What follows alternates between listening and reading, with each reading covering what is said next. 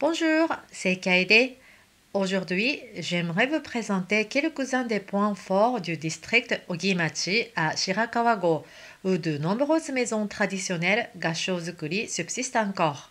Les maisons gashōzukuri sont très inflammables, alors veuillez ne pas fumer lorsque vous vous promenez dans le village. Il s'agit également d'un endroit où les gens vivent, donc je vous prie de bien vouloir visiter tranquillement. Il y a 59 maisons traditionnelles gashōzukuri encore présentes dans le village. Certains de ces bâtiments ont été transformés en restaurants et en boutiques de souvenirs, mais la plupart d'entre eux sont encore des maisons privées et les gens y vivent toujours. Les maisons de la famille Wada, de la famille Nagase et de la famille Kanda, ainsi que le musée folklorique de Myozenji sont ouverts au public et payants. Ne manquez pas de jeter un coup d'œil à l'intérieur. Vous pouvez voir comment sont fabriqués les gashōzukuri et divers outils d'époque sont exposés. Je vous expliquerai plus tard l'intérieur du gashōzukuri. Mais d'abord, regardons les points forts du village. Tout d'abord, le Myozenji. Le Myozenji est un temple bouddhiste dont le hall principal et le clocher sont en bois de chaume, ce qui est rare au Japon. La porte du clocher a été construite en 1801 et le hall principal a été construit en 1827 par un charpentier de Takayama. L'ancienne résidence du moine, à côté du hall principal, est un bâtiment de 5 étages de style gashō construit à la fin du XIXe siècle. Il mesure environ 15 mètres de haut, un peu plus que le Panthéon en Grèce. C'est l'un des bâtiments les plus grands et les plus hauts du village. L'intérieur du Myozenji est un musée folklorique qui est ouvert au public. Chaque toit fait 303 mètres carrés et il faut compter 160 000 yens par 3,3 mètres carrés pour le refaire, ce qui représente un coût total d'environ 16 millions de yens. C'est la cloche du temple Myozenji que l'on fait sonner pour le réveillon du Nouvel An pour se débarrasser des désirs humains. Il y a une échelle sur le côté du clocher qu'il faut grimper pour aller la faire sonner. On dit que les êtres humains ont 108 sortes de désirs. C'est pour cela qu'il faut frapper la cloche 108 fois. Pour ma part, j'ai plus de désirs que cela. L'if à gauche de la porte du clocher a plus de 200 ans. Passons ensuite à la maison Nagase, un gashōzukuri construit en 1890. Le plus grand pilier soutenant la maison mesure 11 mètres de long. La famille existe depuis 250 ans et de la première à la troisième génération, elle a été le médecin de famille pour le clan Maeda de Kaga. À l'intérieur, l'hôtel bouddhiste, considéré comme un héritage familial, est fabriqué il y a plus de 500 ans.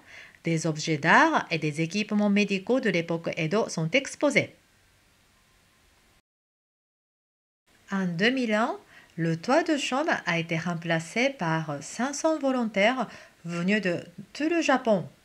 Sur un seul côté du toit, 12 000 faisceaux de chaume ont été utilisés et le coût des matériaux a atteint 20 millions de yens.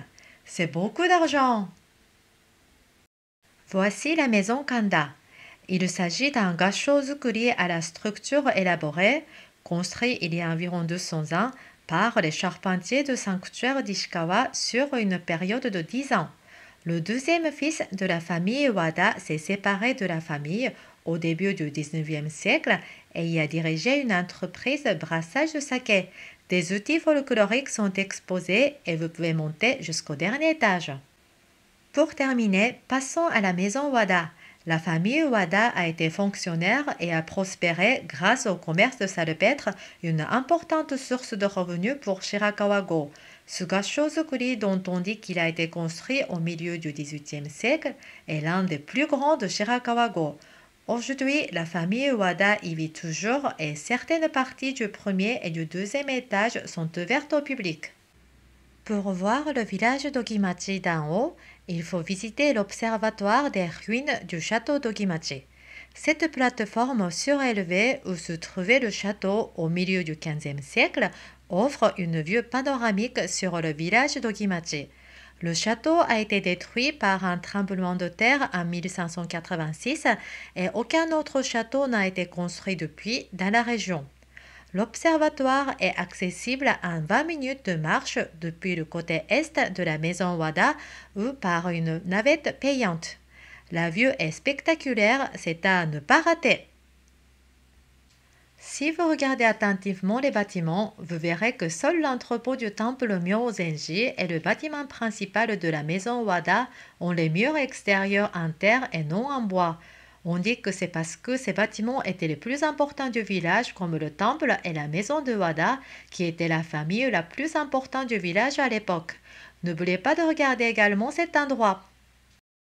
En nous promenant dans le village, nous avons vu un petit gashozukuri à côté d'une maison gashozukuri. À votre avis, qu'est-ce que ça pourrait être? Il y a un pistolet d'éluge caché à l'intérieur.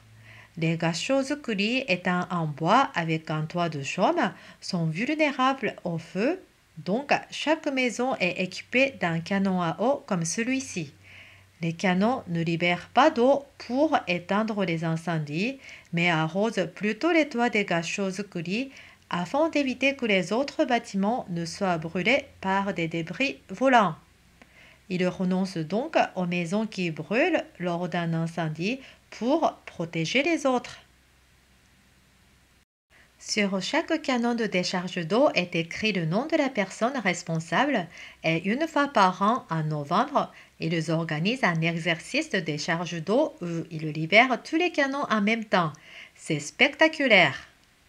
L'exercice a lieu à 8 heures du matin avant que les boutiques de souvenirs n'exposent leurs produits à l'extérieur et avant que les maisons d'hôtes et les résidences privées n'étendent leur linge à l'extérieur.